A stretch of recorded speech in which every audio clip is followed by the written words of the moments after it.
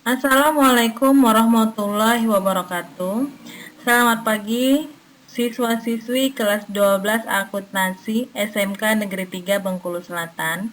Hari ini kita akan belajar untuk mata pelajaran administrasi pajak pada kompetensi dasar menerapkan rekonsiliasi fiskal.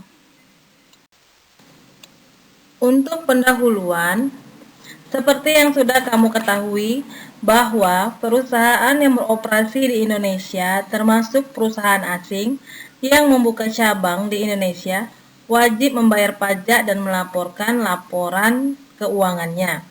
Namun, yang menjadi masalah, terdapat perbedaan peraturan antara pelaporan keuangan dari sisi standar akuntansi yang berlaku dan dari sisi pelaporan perpajakan di Indonesia.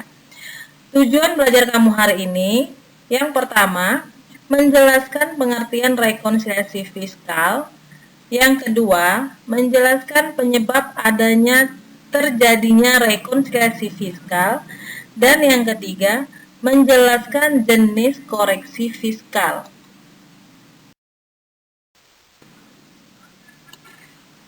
Sebelum kamu mempelajari tentang rekonsiliasi fiskal, kamu harus mengetahui ada dua jenis laporan keuangan yang ada di Indonesia, yaitu yang pertama, laporan keuangan komersial adalah laporan yang disusun berdasarkan standar akuntansi. Yang kedua, laporan keuangan fiskal adalah laporan yang disusun sesuai peraturan pajak untuk keperluan perhitungan pajak. Nah, karena adanya perbedaan inilah, kita sebagai perusahaan harus membuat yang namanya rekonsiliasi fiskal.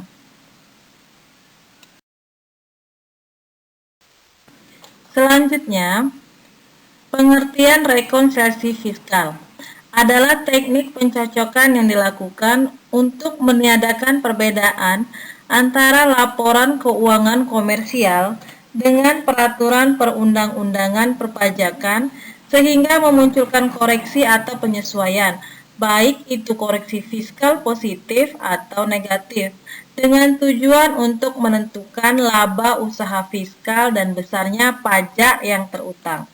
Jadi dapat disimpulkan bahwa rekonsiliasi fiskal adalah teknik pencocokan antara laporan keuangan komersial dan laporan keuangan fiskal untuk menentukan pajak terutang.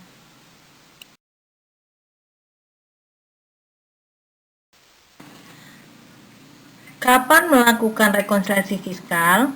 Rekonsiliasi fiskal dilakukan yakni pada akhir periode pembukuan yang menyebabkan terjadinya perbedaan antara laba akuntansi dan laba fiskal.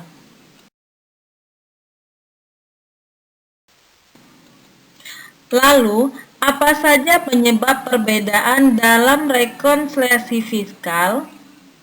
Perbedaan tersebut secara umum dibagi menjadi dua, yakni satu perbedaan tetap dan yang kedua perbedaan sementara. Yang pertama, perbedaan tetap. Yang dimaksud dengan perbedaan tetap adalah perbedaan pengakuan penghasilan dan biaya dalam menghitung laba menurut standar akuntansi dengan ketentuan perpajakan tanpa koreksi di kemudian hari atau permanen. Perbedaan tetap ini terjadi karena adanya pendapatan dan biaya secara komersial diakui, tetapi di aturan fiskal tidak. Contoh perbedaan tetap menurut Agus dan kawan-kawan adalah yang pertama, penghasilan kena PPh final pasal 4 ayat 2 Undang-Undang PPh. Yang kedua, penghasilan bukan objek pajak pasal 4 ayat 3 Undang-Undang PPh. Yang ketiga, pengeluaran yang tidak berhubungan langsung dengan kegiatan usaha pasal 9 ayat 1 Undang-Undang PPh.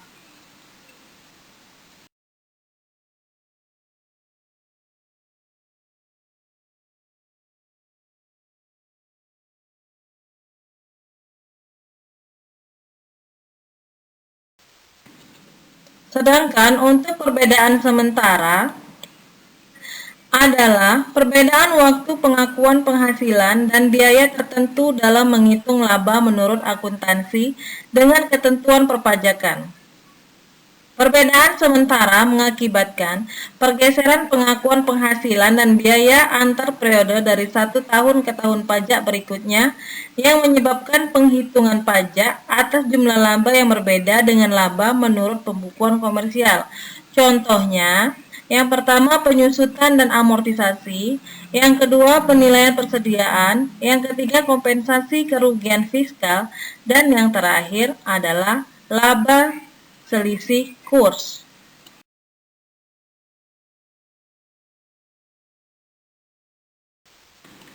Nah, untuk memudahkan kamu dalam membuat rekonsiliasi fiskal, ada dua jenis koreksi yang dimuat dalam rekonsiliasi fiskal menurut Undang-Undang Nomor 36 tentang PPh koreksi fiskal, yakni yang pertama koreksi positif dan yang kedua koreksi negatif.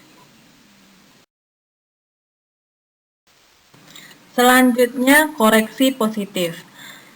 Koreksi positif adalah penyesuaian yang mengakibatkan penambahan pada pendapatan dan atau pengurangan pada beban kita.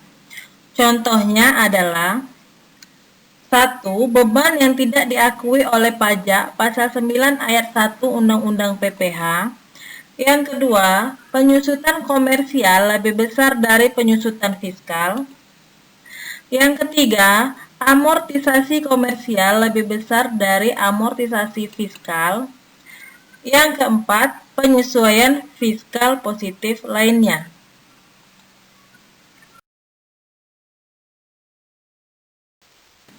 Untuk koreksi negatif adalah penyesuaian yang mengakibatkan pengurangan pada pendapatan dan atau penambahan pada beban kita.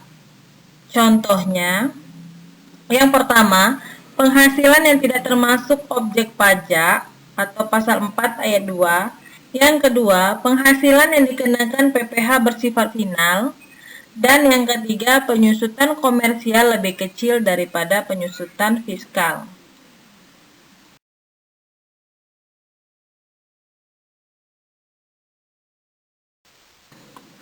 Demikianlah untuk materi hari ini. Untuk tugas mandiri, di sini ada 5 soal.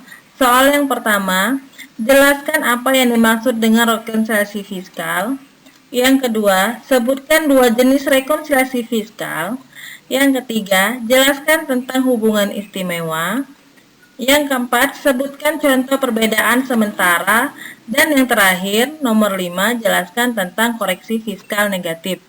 Selamat mengerjakan tugas, semoga sukses dan berhasil. Sampai jumpa pada pertemuan selanjutnya.